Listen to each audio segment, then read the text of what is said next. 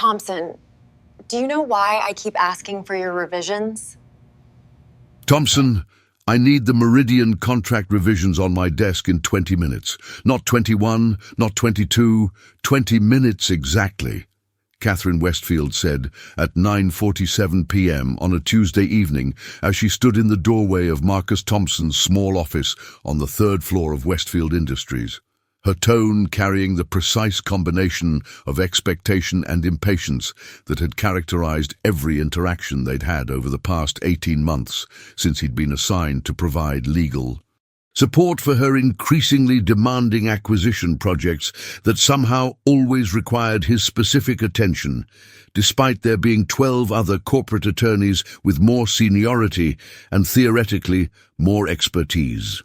Marcus looked up from the document he'd been reviewing for the past 3 hours, his fifth revision of contract language that Catherine had rejected 4 times for reasons that seemed to change with each iteration, creating pattern where her standards appeared deliberately impossible to meet, and felt the familiar tension that her presence always created, a complicated mixture of professional frustration and something else he refused to acknowledge because acknowledging it would mean admitting that his CEO's relentless demands affected him in ways that transcended normal workplace irritation. Ms.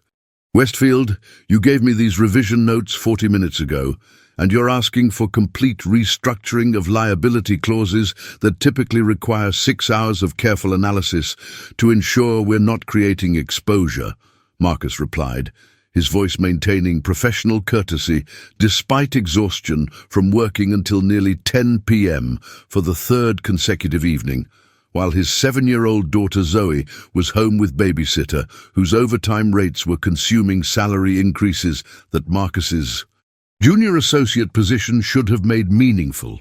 I can have preliminary draft in 20 minutes, but comprehensive revision that meets your standards will require until tomorrow morning.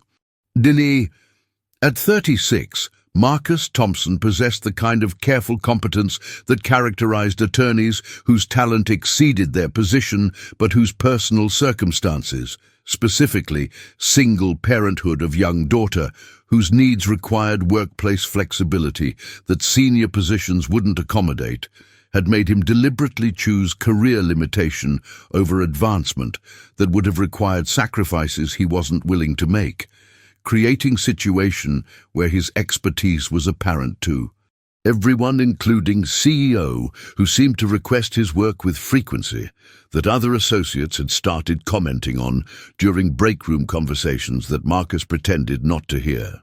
Thompson, when I ask for 20 minutes, I mean 20 minutes, not preliminary draft or tomorrow morning, Catherine said, her tone sharpening in a way that Marcus had learned indicated she was either genuinely frustrated with his work or, more commonly, using professional demands to mask something else that neither of them could acknowledge within corporate hierarchy that made any relationship beyond boss-subordinate professionally inappropriate and personally complicated by racial and class dynamics that made attraction seem impossible even when it was obviously present. If you can't deliver work that meets my timeline expectations, perhaps I should assign Meridian acquisition to someone who can. Ms.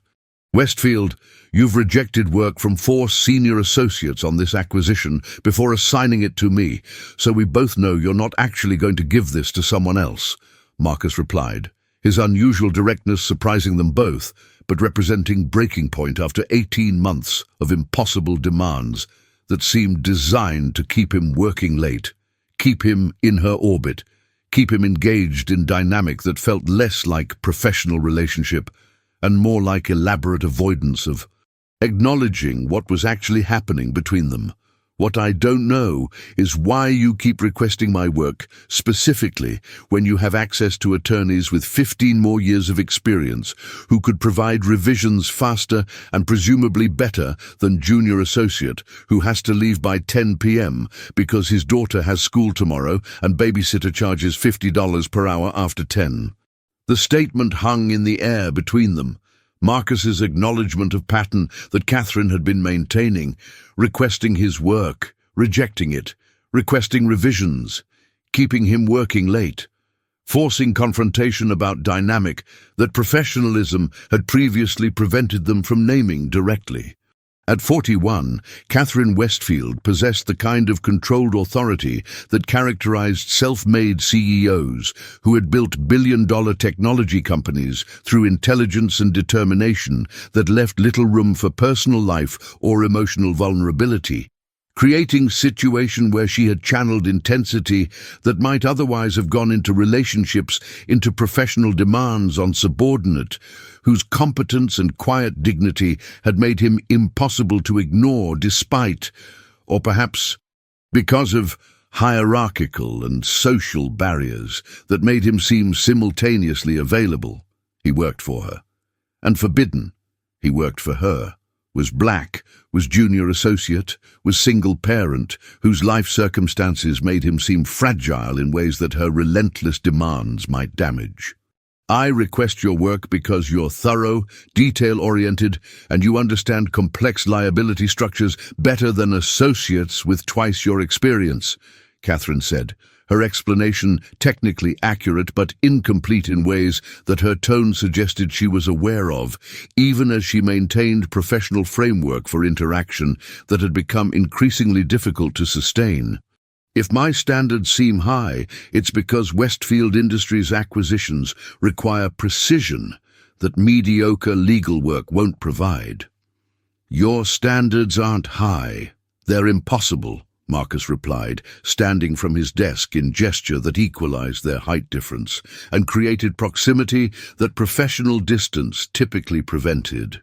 You reject excellent work, request revisions that contradict previous guidance, send emails at 2 a.m. expecting responses by 6 a.m., and you do this specifically with me despite having entire legal department available. So either I'm uniquely incompetent, which we both know isn't true, or this isn't actually about the quality of my legal work. For 17 seconds, Catherine stood motionless, processing Marcus's direct challenge to pattern that 18 months of professional interaction had established, and her expression transformed from controlled authority to something more vulnerable as she confronted that her subordinate had accurately identified dynamic that she had been using impossible professional standards to avoid acknowledging. "Thompson, you're out of line," Catherine said, but her voice carried less conviction than her words suggested, revealing that his assessment had landed with accuracy that professional deflection couldn't fully conceal. "I'm out of line?" Marcus asked, his voice rising slightly with frustration that 18 months of careful professional courtesy had been containing. "Ms. Westfield, I have worked late every Tuesday and Thursday for 6 months because those are the days you happen to need urgent legal review. I have received more direct requests from you than any other associate despite being lowest-ranked attorney in corporate department.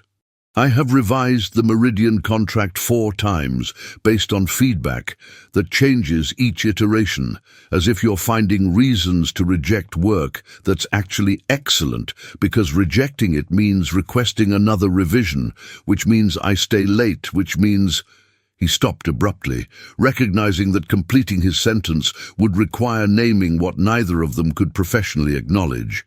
That her impossible demands were creating excuse for interaction that workplace hierarchy otherwise prevented, and that his compliance with those demands, despite their obvious unreasonableness, suggested he was aware of subtext, even as both of them maintained pretense that this was normal, boss-subordinate relationship. "Which means what, Thompson?" Catherine asked quietly, moving closer to his desk in a way that reduced professional distance to something more intimate. "Finish your sentence. Tell me what you think my impossible standards and your late nights actually mean." Marcus felt his heart rate accelerate as he processed that Catherine was inviting direct acknowledgement of dynamic that professionalism had prevented them from naming.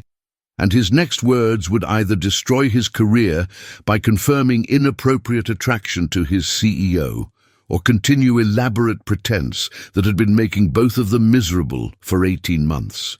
"Which means you're using contract revisions as excuse to keep me here," Marcus said, his voice barely above whisper as he acknowledged truth that seemed simultaneously obvious and impossible.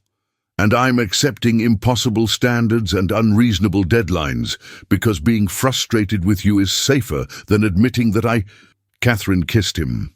The kiss was sudden, desperate, completely inappropriate. CEO kissing subordinate in his office at 9:53 p.m., crossing every professional boundary, violating every HR policy, acknowledging through action what 18 months of impossible demands and careful professional distance had been denying through words. Marcus responded for approximately 3 seconds before his rationality reasserted itself and he pulled back, his hands on Catherine's shoulders creating distance that her kiss had eliminated. Ms. Westfield, we can't.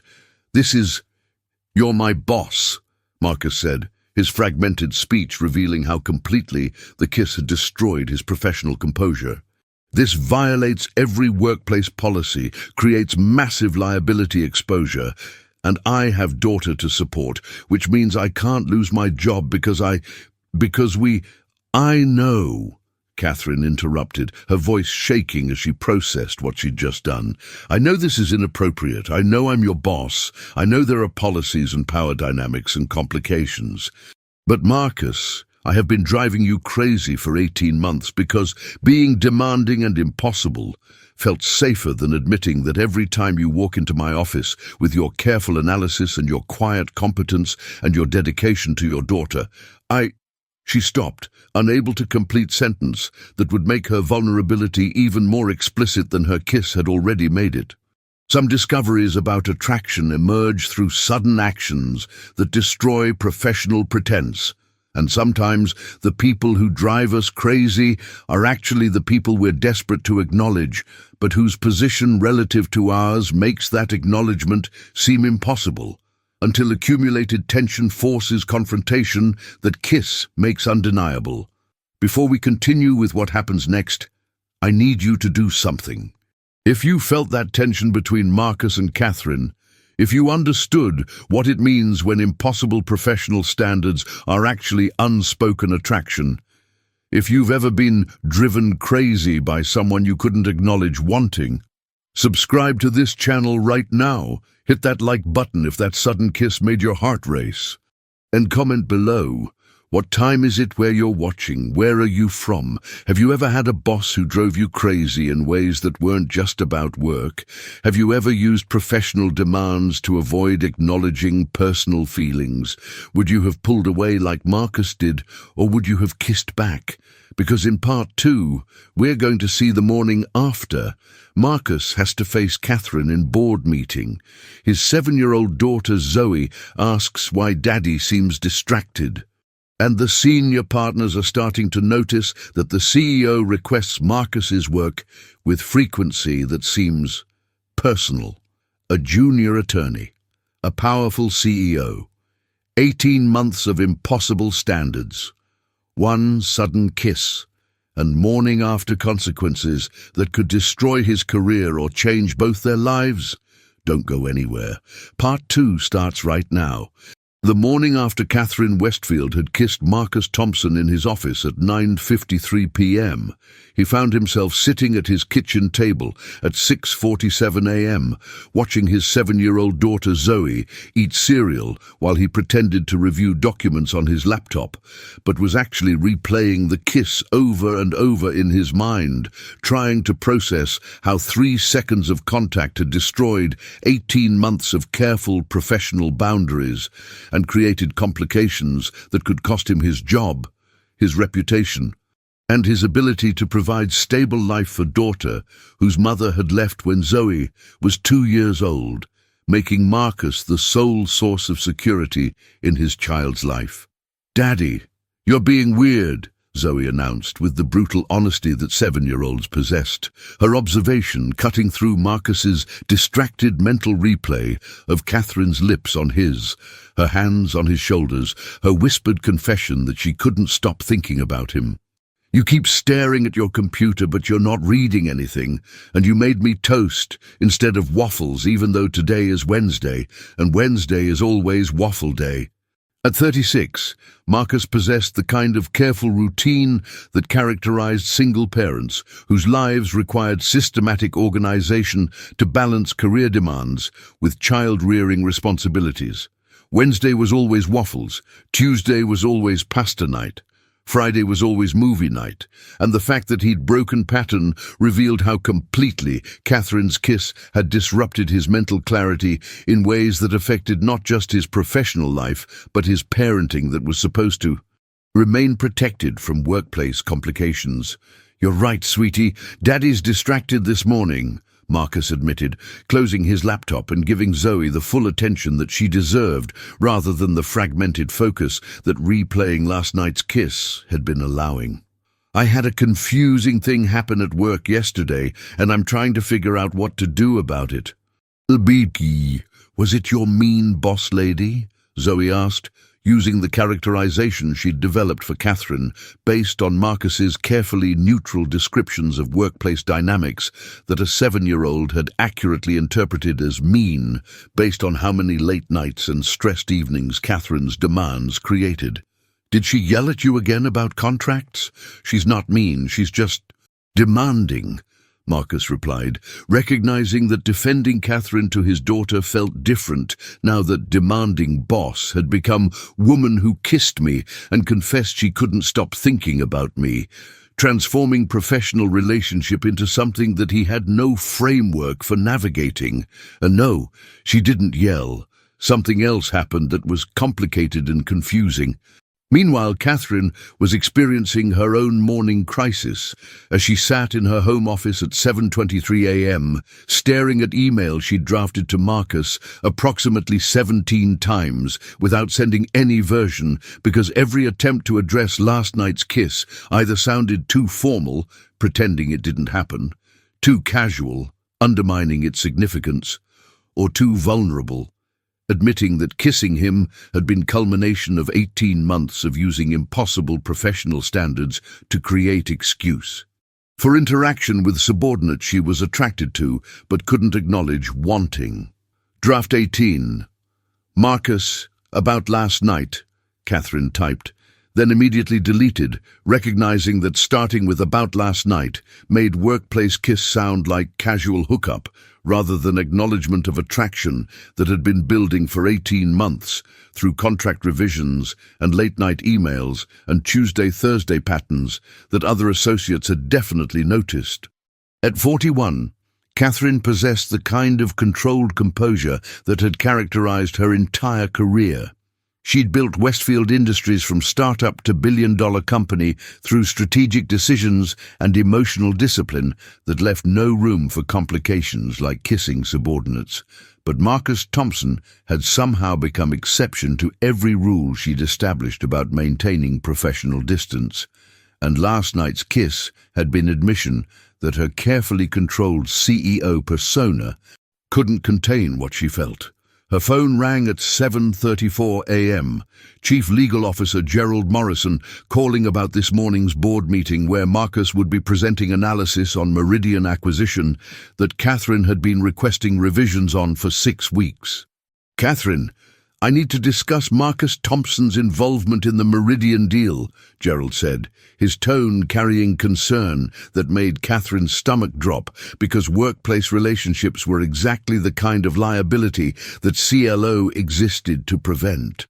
"Several partners have noticed that you request his work with unusual frequency despite his junior status, and there are questions about whether personal factors are influencing professional assignments. Marcus is talented attorney whose analysis is thorough and detail-oriented," Catherine replied, using explanation that was technically accurate but incomplete because thoroughness and detail orientation didn't explain why she specifically requested his work at 2 a.m. or rejected excellent drafts to create excuse for another revision. His junior status is irrelevant when his work quality exceeds senior associates. Catherine, I'm not questioning his competence. I'm questioning appearance of favoritism or inappropriate relationship that could create liability exposure, Gerald said with legal directness that made Catherine realize that last night's kiss had occurred in office building, where security cameras might have captured CEO entering junior associate's office at 9:47 p.m. and not emerging until 10:08 p.m., creating visual record of interaction that HR investigation would characterize as problematic. Regardless of what actually happened, if there's any personal involvement with Thompson, you need to disclose it immediately so we can manage conflict of interest appropriately. There's no inappropriate relationship, Catherine lied. Technically accurate because one kiss didn't constitute relationship, even though it constituted acknowledgement of attraction that made every future professional interaction complicated by what both of them now knew. Marcus provides legal work that I request, and if my standards seem high, it's because Meridian is complex acquisition requiring precision. As Catherine ended call, knowing she'd just lied to her CLO about workplace dynamics that could create massive liability, while Marcus dropped Zoe at school, knowing he had to face Catherine in board meeting in 90 minutes, both understood that last night's kiss had created impossible situation, where acknowledging attraction violated workplace policies, but pretending it hadn't happened violated emotional honesty that kiss had forced into open. The board meeting began at 9 a.m. in Westfield Industries Executive Conference Room, with Marcus presenting Meridian acquisition analysis to 12 board members, plus Catherine, who sat at head of table maintaining CEO composure that gave no indication she'd kissed the junior associate, currently presenting liability assessment that she'd rejected 4 times before accepting his 5th revision. The Meridian liability structure creates moderate risk exposure in 3 categories, Marcus said, his presentation voice steady despite awareness that Catherine was watching him with focus that felt different now that professional attention had been contextualized by personal confession. Intellectual property claims from former partners, regulatory compliance in EU markets, and employment contracts with key personnel that contain change of control provisions. I've structured acquisition agreement to mitigate each risk through specific indemnification clauses and escrow arrangements. Thompson, your analysis indicates moderate risk, but previous legal assessment from Senior Associate Jennifer Havers indicated high risk, board member Richard Preston noted, referencing earlier work that Catherine had rejected before assigning Meridian to Marcus. Why the discrepancy? Havers' assessment was based on worst-case scenarios without accounting for mitigation strategies, Marcus replied, maintaining professional objectivity despite complicated awareness that defending his work against senior associates' analysis might appear like favoritism if anyone suspected that CEO, who'd requested his assignment, had personal motivation. My analysis incorporates specific contractual protections that reduce high risk to moderate level. And Ms. Westfield, why did you reject Havers' assessment in favor of junior associates analysis? Preston continued, his question carrying edge that suggested he was one of the partners Gerald Morrison had mentioned who'd noticed Catherine's pattern of requesting Marcus's work. Because Thompson's analysis was more thorough, and his mitigation strategies were more sophisticated, Catherine replied. Her defense of Marcus technically accurate but complicated by fact that she'd requested 5 revisions of his work before accepting it, creating pattern that looked less like quality control and more like excuse for repeated interaction. The fact that he's junior associate is irrelevant when his work product is superior. The meeting continued for 47 minutes, with Marcus presenting analysis that board ultimately approved while Catherine maintained professional distance that gave no indication of personal feelings that last night's kiss had made undeniable. And when meeting adjourned at 9:47 a.m., both of them carefully avoided eye contact that might reveal to observers that something had shifted in their dynamic beyond normal workplace relationship. Thompson, I need to see you in my office, Catherine said as board members filed out, her request both reasonable, CEO debriefing attorney after major presentation, and loaded with subtext about unresolved conversation from last night that kiss had interrupted before either of them could process what it meant. Marcus followed Catherine to her executive office on 23rd floor, his heart rate accelerating as door closed behind them and professional pretense from board meeting dissolved into awareness that they were alone for first time since kiss that had changed everything. "Marcus, about last night," Catherine started. "Ms. Westfield, I think we should pretend it didn't happen," Marcus interrupted, using formal address that created distance. "You're my boss. I'm junior associate with daughter to support, and whatever attraction exists between us can't be acted on because power dynamics make it inappropriate, and I can't risk my job. So we just ignore 18 months of tension and pretend I didn't kiss you?" Catherine asked, her voice carrying hurt that CEO composure couldn't fully conceal. "Yes," Marcus said, though his voice lacked conviction that his words attempted to project. "Because acknowledging it risks everything, and I have Zoe to think about. Some moral choices require pretending that kisses didn't happen, and attractions don't exist when acknowledging them risks careers and stability that single parents can't afford to jeopardize, even when pretending creates different kind of damage through emotional dishonesty." 11 days after Catherine and Marcus had agreed to pretend the kiss didn't happen, Marcus found himself working late again on a Thursday evening at 9:34 p.m., not because Catherine had requested urgent revisions, but because avoiding her during normal business hours meant completing his actual work after everyone else had gone home. Creating situation where pretending attraction didn't exist required more effort and caused more disruption than acknowledging it would have, though acknowledging it remained impossible due to power dynamics and professional boundaries that one kiss hadn't actually eliminated. "Daddy, why do you keep working late again?" Zoe asked during their video call that Marcus had initiated from his office, her 7-year-old face on his laptop screen, showing concern that made his chest tight with guilt about how workplace complications were affecting his parenting, despite his deliberate choice to prioritize her stability over his career advancement. "You said after the mean boss lady made you work late before, you were going to come home earlier, but now you're staying late again, and Mrs. Peterson says you seem sad." At 36, Marcus possessed the exhausted recognition that characterized single parents, whose attempts to compartmentalize professional stress from family life were failing because children noticed emotional patterns that adults pretended weren't visible, and Zoe's observation that he seemed sad revealed that 11 days of avoiding Catherine while pretending kiss hadn't happened was creating exactly the kind of emotional disruption he'd been trying to prevent. "I'm not sad, sweetie. I'm just busy with an important project," Marcus lied, technically accurate about being busy but completely dishonest about emotional state that resulted from seeing Catherine in meetings and maintaining professional distance that felt increasingly false, given that they both knew what her lips tasted like and what her hands felt like on his shoulders and what her voice sounded like when she whispered that she couldn't stop thinking about him.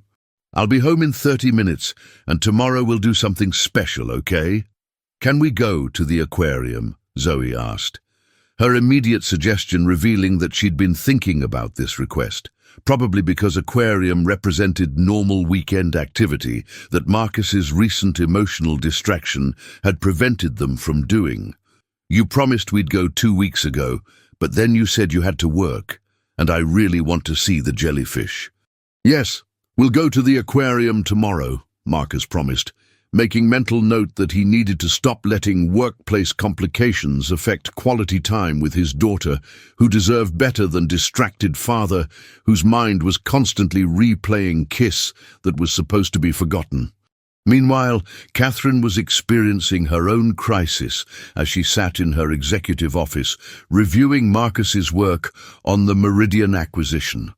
Work that was, as always, excellent and thorough, and exactly what she'd requested, which meant she had no legitimate reason to request revisions, which meant she had no professional excuse to interact with him beyond brief exchanges in meetings where they maintained careful distance, that everyone in legal department had definitely noticed represented change.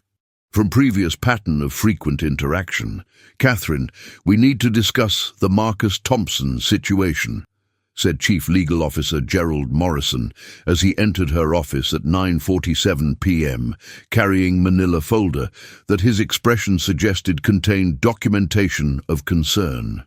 "I've been monitoring workplace dynamics as we discussed, and I'm seeing pattern that's actually more concerning than frequent interaction. I'm seeing deliberate avoidance between you and Thompson that's equally obvious and equally problematic from HR perspective."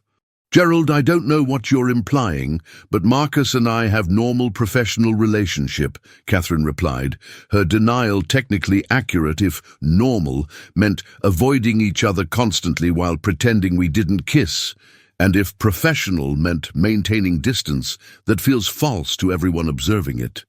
"Catherine, for 18 months you requested Thompson's work constantly. Emails at 2 a.m., multiple revisions, direct requests that bypassed his supervisors," Gerald said, opening folder to reveal documentation that he'd apparently been keeping about her interaction patterns with Marcus. Then suddenly, 11 days ago, that pattern stopped completely. "You haven't requested his work once. You avoid him in meetings. And yesterday, when he tried to ask you a question about Meridian contract language, you referred him to Jennifer Havers instead of answering directly. That's not normal professional relationship. That's obvious personal complication that you're trying to hide through overcorrection. So you're saying that requesting his work frequently was problematic, and now not requesting his work is also problematic?" Catherine asked, frustration evident in her voice about impossible situation where both interaction and avoidance created HR concerns. "What exactly am I supposed to do?" "You're supposed to tell me what happened 11 days ago that changed your interaction pattern so dramatically that every attorney in legal department is speculating about personal involvement," Gerald replied with legal directness that made Catherine realize that avoiding Marcus had been exactly as obvious as frequently requesting his work had been. "Because if there's workplace relationship that violates our fraternization policies, we need to address it through proper channels before it becomes liability issue." As Catherine processed that her attempt to pretend kiss didn't happen, had actually made situation more obvious rather than less. While Marcus struggled to balance work demands with parenting that was suffering from his emotional distraction, both understood that avoiding each other was creating different kind of damage than acknowledging attraction would have created, though acknowledging still seemed impossible given power dynamics and professional consequences. 3 days after Gerald's confrontation, Marcus received email at 11:47 p.m. on a Sunday night, not from Catherine's work email, but from personal account he didn't know she had, with subject line, "We need to talk about what we're doing," that made his heart rate accelerate as he opened message while sitting in his darkened living room after putting Zoe to bed. "Marcus, I know we agreed to pretend the kiss didn't happen, but pretending is making everything worse. I can't work with you normally because I'm hyper-aware of every interaction. I can't avoid you effectively because that's equally obvious to everyone. I can't stop thinking about you even though I'm supposed to be focusing on Meridian acquisition and board presentations and everything else that running this company requires. We need to actually talk about what happened and what it means, because avoidance isn't working, and I think you know that too. Catherine." The email was vulnerable in ways that CEO Catherine Westfield never allowed herself to be in professional contexts, and receiving it via personal email at nearly midnight on Sunday revealed that she was struggling with same emotional complications that were affecting Marcus's parenting and work quality and ability to maintain pretense that attraction could be ignored through sheer force of will. Marcus stared at email for 17 minutes before composing response that he revised 8 times before sending. "Catherine, You're right that avoidance isn't working, but I don't know what alternative looks like when you're my boss, and I'm junior associate with daughter, whose stability depends on my job security. What happened between us was real, but acting on it risks everything I've built for Zoe. I need you to tell me how we navigate this without destroying my career or creating scandal that affects her. Marcus. The response was honest about his priorities. Zoe's stability mattered more than his attraction to Catherine, and any relationship between them needed to account for single-parent responsibilities that made risk-taking complicated in ways that childless people didn't have to consider. Catherine's reply came 6 minutes later. Marcus, I'm not asking you to risk Zoe's stability. I'm asking if we can explore this carefully, privately, with full awareness of complications and power dynamics. I don't know what that looks like either, but I know that pretending I don't feel what I feel is making me worse CEO, worse person, and apparently really obvious to my CLO, who's documenting our pattern changes like we're corporate liability issue. Can we meet outside work, somewhere neutral, and actually talk about this? Catherine.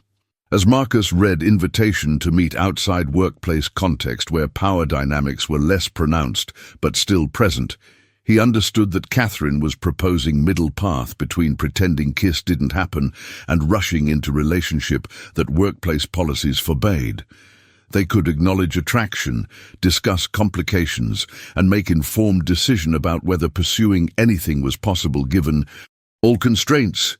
Tomorrow night, 8 p.m., Riverside Park near the fountain, Marcus typed, suggesting public location that provided privacy without intimacy of restaurant or bar. We talk about what this is and what it could be, and we're honest about every complication, including power dynamics, racial dynamics, my daughter, your board, HR policies, and everything else that makes this complicated. And then we decide if it's worth the risk. Some sacrifices require acknowledging that pretending attractions don't exist creates worse complications than honest conversation about whether acting on them is possible, and that careful exploration of complicated feelings might be less damaging than avoidance that makes everyone more miserable while fooling no one. The conversation that would determine whether Catherine and Marcus's attraction could become actual relationship began at 8:07 p.m. on a Monday evening in Riverside Park, 7 minutes late, because Marcus's babysitter had been delayed and Catherine had spent 40 minutes changing outfits before recognizing that CEO trying to look casual for secret meeting with subordinate was absurd performance that revealed how completely this situation had disrupted her normal confidence about appropriate and professional behavior. I wasn't sure you'd actually come, Catherine said, as Marcus approached the fountain where she'd been waiting, her admission revealing vulnerability that CEO persona typically prevented her from expressing. Part of me thought you'd decide that meeting was too risky and send email cancelling. I considered it, Marcus admitted honestly, sitting on fountain's edge at careful distance that maintained space between them while allowing conversation. But 11 days of avoiding you while pretending everything is normal has been worse than any conversation could be. So here I am, ready to talk about what happened and what it means, and whether there's any version of this that doesn't destroy my career or complicate your company. At 41, Catherine possessed the kind of strategic thinking that had built Westfield Industries, but applying that strategic thinking to personal attraction that violated every professional boundary she'd established required different framework than business decisions offered, creating situation where successful CEO had no roadmap for navigating wanting subordinate whose position relative to hers made any relationship inherently complicated by power dynamics that couldn't be eliminated. Through good intentions, before we discuss whether relationship is possible, I need to understand what you actually want, Catherine said, her directness applying CEO communication style to personal conversation. Because if you're looking for casual involvement or discreet arrangement that stays hidden, I need to know that now, because that's not what I want, and pretending otherwise would make this even more complicated. What I want is to know if what I felt during that kiss was real, or if it was just release of 18 months of tension that doesn't mean anything beyond moment, Marcus replied, his honesty revealing that he'd been questioning whether attraction was genuine connection or workplace proximity creating false intimacy. Because if it was real, if there's actual foundation for relationship beyond frustrated attraction and power dynamics, then maybe we figure out how to navigate complications. But if it was just kiss, just moment, then we stop this now before it gets more complicated. It was real, Catherine said quietly, her vulnerability more complete than Marcus had seen from her. I don't kiss employees, Marcus. I don't request specific attorney's work obsessively. I don't send 2 a.m. emails to junior associates. I don't spend board meetings watching someone present and thinking about how their voice sounds and how their hands move and how they looked when I kissed them.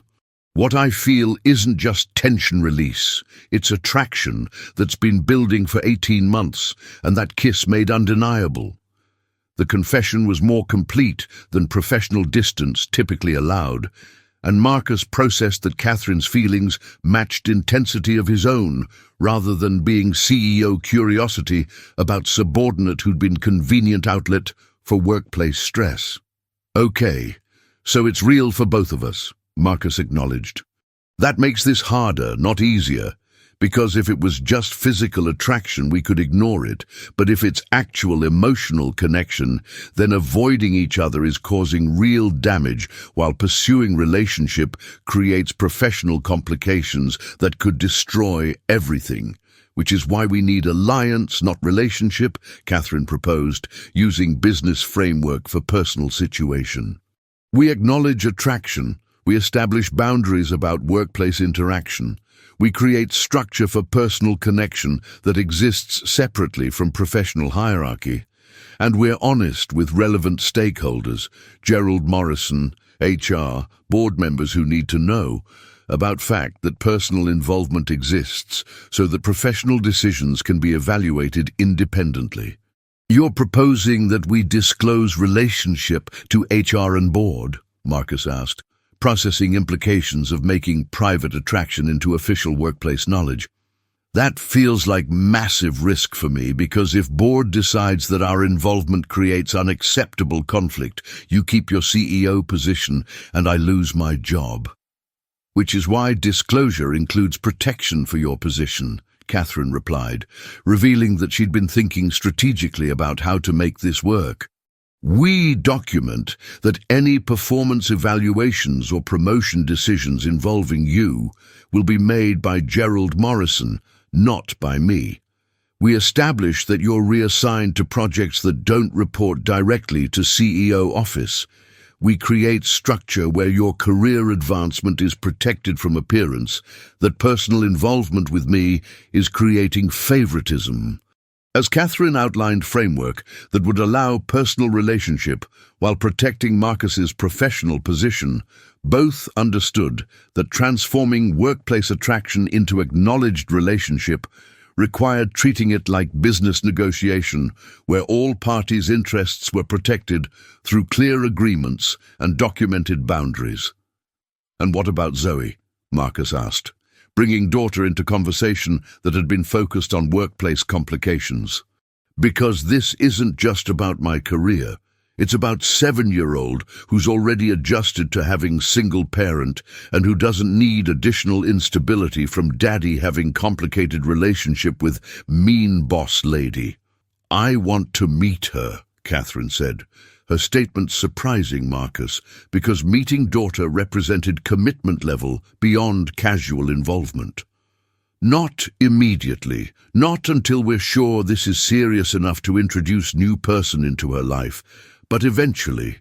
Because if this is real, if we're actually trying to build relationship rather than just acknowledging attraction, then Zoe is part of that equation, and I need to know if I can be person in her life that she needs me to be. The acknowledgement that relationship with Marcus meant relationship with Zoe revealed that Catherine understood single-parent dynamics required different approach than dating would typically involve, and that pursuing this meant accepting complications beyond just workplace policies. Over 97 minutes of conversation that continued as they walked through Riverside Park, Catherine and Marcus formed an alliance based on honest acknowledgement of complications, power dynamics, racial dynamics, single parenthood, workplace policies, board concerns, and structured approach to navigating all of them through disclosure to appropriate stakeholders, boundaries around professional interaction, and gradual integration of personal relationship with Marcus's parenting. Responsibilities. "So we're doing this?" Marcus asked as their conversation reached decision point. "We're actually pursuing relationship despite every complication we've identified?" "We're doing this carefully, with full awareness of risks, and with commitment to protecting your career and Zoe's stability," Catherine confirmed. "Which means we move slowly, we communicate constantly, and we're prepared to stop if complications become unmanageable. But yes, we're doing this, because pretending I don't feel what I feel is making me miserable and apparently really obvious to everyone around us.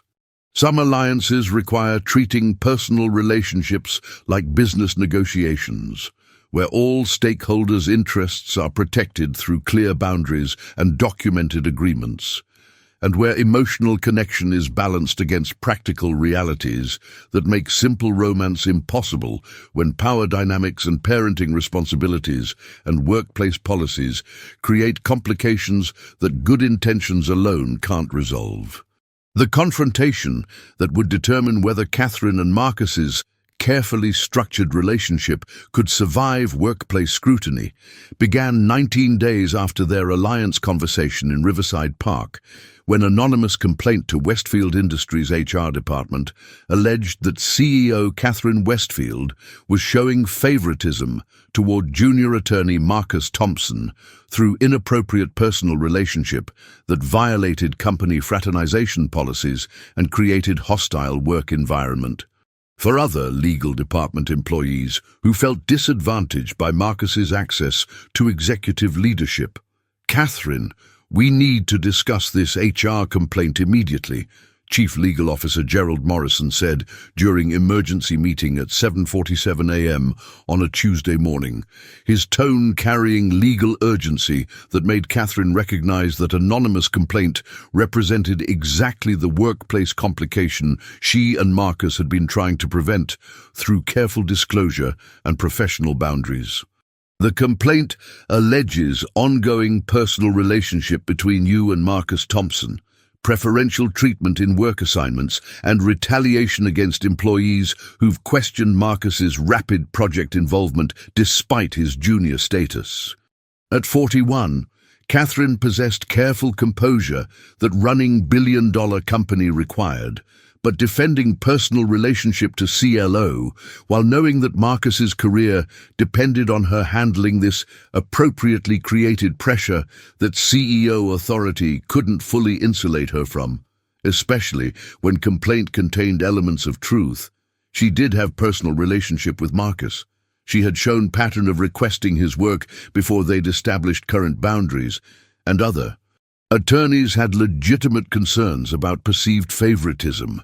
"Gerald, Marcus, and I have personal relationship that we've been handling through appropriate disclosure and professional boundaries," Catherine confirmed, using straightforward acknowledgement rather than defensive denial. "I disclosed relationship to you 3 weeks ago. We established that Marcus's work assignments and evaluations would be managed by you rather than by me, and we've been maintaining clear separation between personal involvement and professional decisions." This complaint appears to reference interaction patterns from before we established current boundaries, which we've already addressed through structural changes. The complaint specifically alleges that changes you reference are performative rather than substantive, and that Marcus continues to receive preferential access to high-profile projects despite reassignment protocols, Gerald replied. reading from complaint that revealed someone in legal department had been monitoring Marcus's work assignments carefully enough to notice that his involvement in Meridian acquisition and subsequent projects had continued despite supposed reassignment to matters that didn't report to CEO office. Is Marcus still working on Meridian-related matters? Marcus is consulting on specific intellectual property questions where his expertise is relevant, but those consultations are requested by Jennifer Havers, who's lead attorney on Meridian, not by me, Catherine explained, defending structure that she and Marcus had established where his expertise could be utilized without creating appearance of CEO favoritism. If complaint is alleging that utilizing talented attorneys' skills constitutes inappropriate favoritism, then we need to address whether complaint is actually about relationship or about professional resentment that junior associates' work quality exceeds more senior attorneys. Meanwhile, Marcus was experiencing his own confrontation as Senior Associate Jennifer Havers arrived at his office at 8:23 a.m., requesting private conversation about his relationship with Catherine and its impact on legal department dynamics that Havers characterized as increasingly problematic, despite Marcus's attempts to maintain professional boundaries. Marcus, I need you to understand that your relationship with Catherine is creating real problems for rest of legal department, Jennifer said, her tone combining professional concern with personal frustration. Your junior associate who's consulting on billion-dollar acquisition that should be handled by partners. You have personal relationship with CEO that makes every professional interaction suspect. And those of us who've been here longer feel like we're competing on unequal playing field, where access to executive leadership depends on personal relationships rather than merit. At 36, Marcus possessed careful awareness of how his relationship with Catherine affected colleagues who had legitimate concerns about workplace fairness. But defending relationship while acknowledging those concerns required balance between personal happiness and professional sensitivity that felt impossible when protecting one seemed to require sacrificing other. Jennifer, I understand your concerns, but my consulting on Meridian is based on specific IP expertise that's relevant to acquisition structure, not on personal relationship with Catherine, Marcus replied, using explanation that was technically accurate but incomplete because it didn't address perception problem that existed, regardless of actual merit. Catherine and I disclosed relationship to Gerald, established protocols where my work assignments come through you rather than directly from CEO office, and we've been maintaining boundaries designed to prevent exactly the favoritism you're describing. But Marcus, those boundaries don't change the fact that you have personal access to CEO that affects everything from information flow to strategic visibility, Jennifer countered, articulating concern that structural boundaries couldn't fully address. When you and Catherine have dinner together, do you discuss work? When she's making decisions about legal department priorities, is your perspective weighted differently because you're her partner? The protocols you've established address formal reporting structures, but they don't eliminate informal influence that personal relationships create. As Jennifer articulated how personal relationship created advantages that formal boundaries couldn't neutralize, while Catherine defended their carefully structured protocols to CLO who was processing anonymous complaint, both Marcus and Catherine understood that confrontation wasn't about whether they'd violated explicit policies. They had followed disclosure requirements and established appropriate boundaries, but about whether personal relationship created inherent fairness problems that policies alone couldn't resolve. The emergency board meeting convened at 2:47 p.m. brought confrontation to institutional level, with board members questioning whether Catherine's relationship with subordinate created governance issues beyond HR policies, particularly given that CEO's judgment was being questioned through anonymous complaint that alleged preferential treatment. Catherine, this board needs to understand whether your personal relationship with Marcus Thompson compromises your ability to make objective decisions about legal department management and resource allocation. Board Chairman Richard Preston said during meeting that Catherine had known was coming, but had hoped to delay until relationship was more established.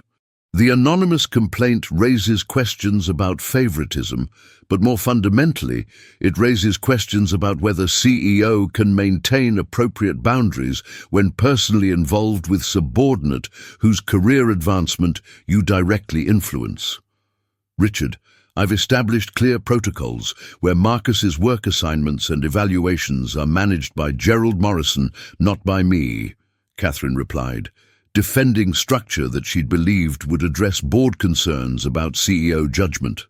I don't make decisions about his compensation, his promotions, or his project assignments. Those decisions are made through normal legal department channels where my personal relationship with Marcus is disclosed and accounted for. But Catherine, you influence legal department priorities that affect which projects are high profile and which attorneys get visibility with senior leadership. Board member Patricia Chen countered, articulating concern that went beyond direct supervision to systemic influence that CEO position created. Even if you're not directly managing Marcus, your relationship creates situation where he benefits from informal access and information flow that other attorneys don't have. That's not just HR policy issue, it's governance issue about whether board can trust that CEOs' personal relationships aren't compromising professional judgment. As board debate continued about whether Catherine's relationship with Marcus created unacceptable governance risk, regardless of formal policies and disclosed boundaries, Marcus received text from Catherine at 4:17 p.m. Board is pushing for your reassignment outside legal department or my recusal from legal department oversight. Need to talk about whether this relationship is worth these complications. The text represented crisis point where institutional resistance to their relationship had escalated beyond HR policies to fundamental questions about whether CEO could have personal relationship with any employee without compromising governance, and whether Marcus's career could survive being labeled as person whose advancement was questioned due to relationship with boss, regardless of his actual competence. Some confrontations with institutional power reveal that even carefully structured relationships face resistance when power dynamics create perception problems that policies can't fully resolve, and that choosing personal happiness over professional simplicity requires accepting that scrutiny and skepticism will persist regardless of how appropriately boundaries are maintained. 23 months after the board meeting that had forced Catherine and Marcus to choose between ending their relationship or accepting permanent institutional scrutiny of their professional interactions, Marcus stood in Catherine's home kitchen at 7:47 a.m. on a Saturday morning, watching his now 9-year-old daughter Zoe teach Catherine how to make proper waffles using technique that Marcus had taught Zoe years ago, but which Catherine had never mastered despite 18 months of Saturday. Morning practice sessions that had become routine after Catherine and Marcus's relationship had survived board confrontation and anonymous HR complaint. Through their stubborn insistence that love between competent adults could coexist with professional boundaries even when institutions preferred simpler arrangements.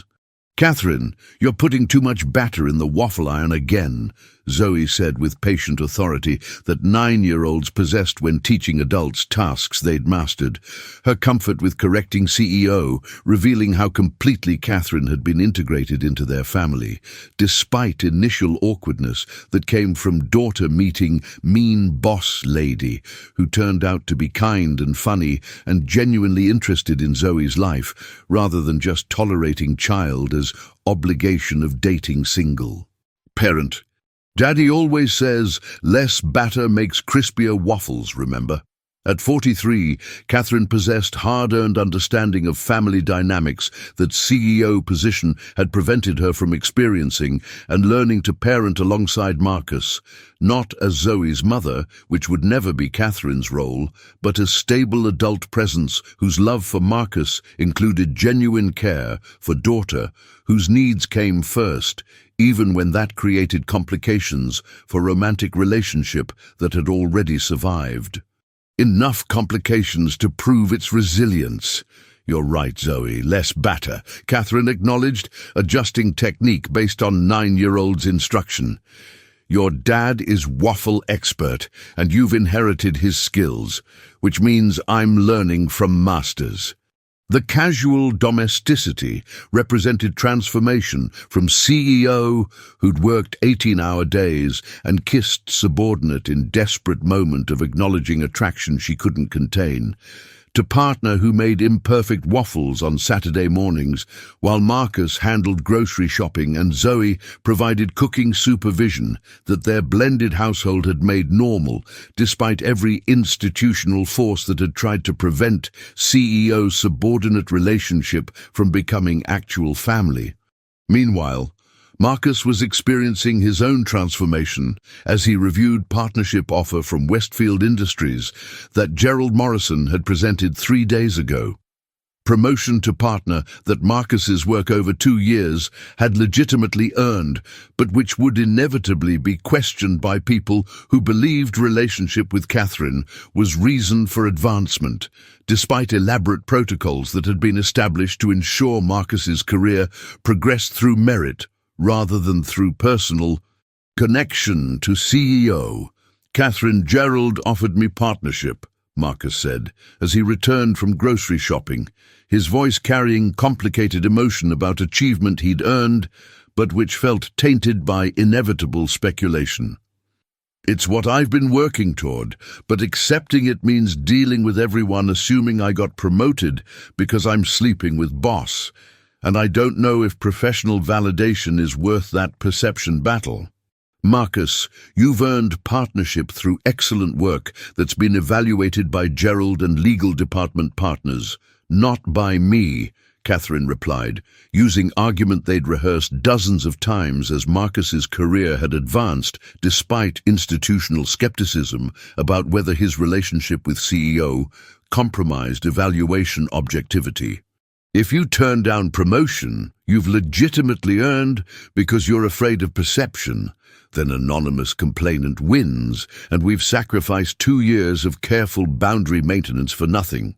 But Catherine, Zoe heard someone at her school say that her dad only has good job because he's dating his boss, and 9-year-olds shouldn't have to defend their parents' professional integrity, Marcus said, revealing concern that went beyond his own career to impact on daughter whose stability he'd been protecting since deciding that relationship with Catherine was worth institutional complications. I can handle speculation about my advancement, but I don't want Zoe dealing with implications that our family is built on professional favoritism.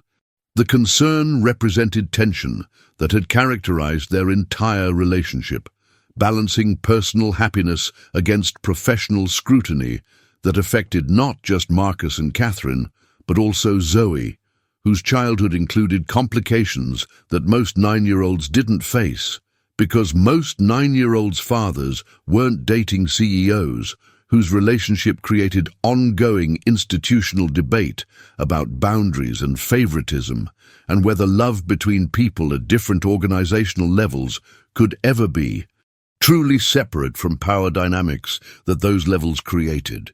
Over 18 months since board meeting, Catherine and Marcus's relationship had survived through transparency that made privacy impossible.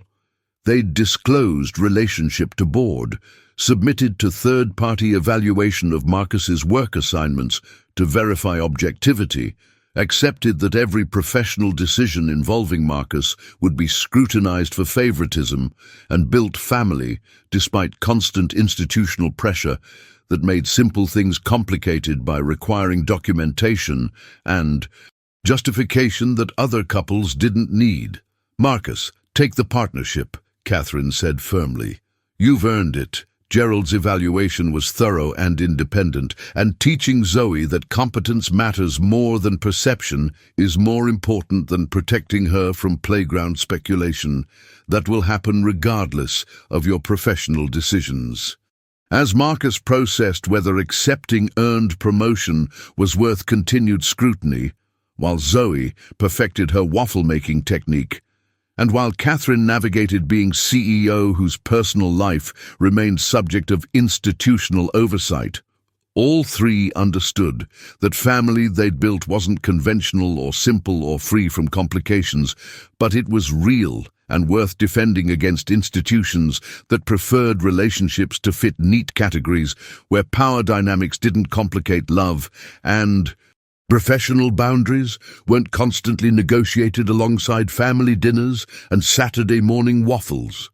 4 months after Marcus accepted partnership, decision that had generated expected speculation but had been supported by documented evaluation showing advancement was merit-based, he stood at Zoe's elementary school career day presentation where 9-year-olds introduced their parents' professions.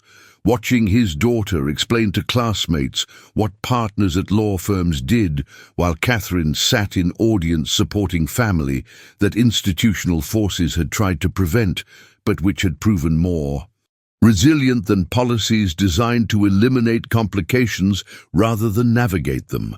My dad is partner at big law firm, which means he helps companies make smart decisions about important business stuff, Zoe explained with 9-year-old confidence. Some people think he only got promoted because he's dating Catherine, who's CEO of the company. But that's not true because his boss, Gerald, says my dad is best attorney in legal department and his promotion was objectively justified through independent evaluation metrics. I don't know what all those words mean, but I know my dad works really hard and is really good at his job, and Catherine is really good at making waffles now, even though she was terrible when she first started dating us. The presentation was characteristically Zoe, mixing professional description with family context and addressing speculation directly rather than pretending it didn't exist, revealing that Marcus and Catherine's decision to be transparent about complications rather than hiding them had taught Zoe that defending what matters requires acknowledging challenges rather than pretending everything is simple.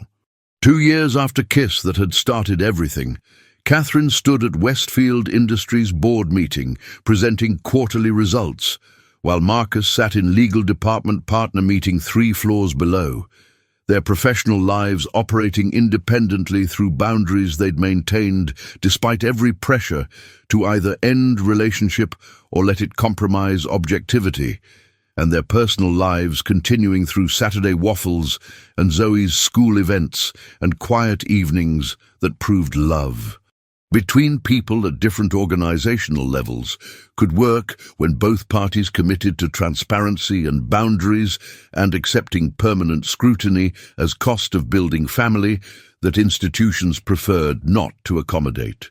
Some families are built not through conventional paths, but through stubborn insistence that love matters more than institutional preference for simplicity, and that professional boundaries can coexist with personal relationships when both parties accept permanent transparency and constant negotiation and recognition, that protecting what matters requires defending it against forces that prefer relationships to fit neat categories, where power dynamics and complications don't require ongoing attention and care.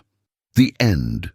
If you felt that tension between Catherine and Marcus from the moment she whispered, "I can't stop thinking about you," if you understood what it means when a kiss changes everything, if you've ever had to choose between love and career, subscribe to this channel right now. Hit that like button if Catherine and Marcus's journey moved you. Comment below, what time is it where you're watching? Where are you from? Have you ever had feelings for someone in your workplace? Have you ever had to navigate a relationship with complicated power dynamics? Would you have taken that partnership if people assumed you only got it because of who you're dating? And here's the question.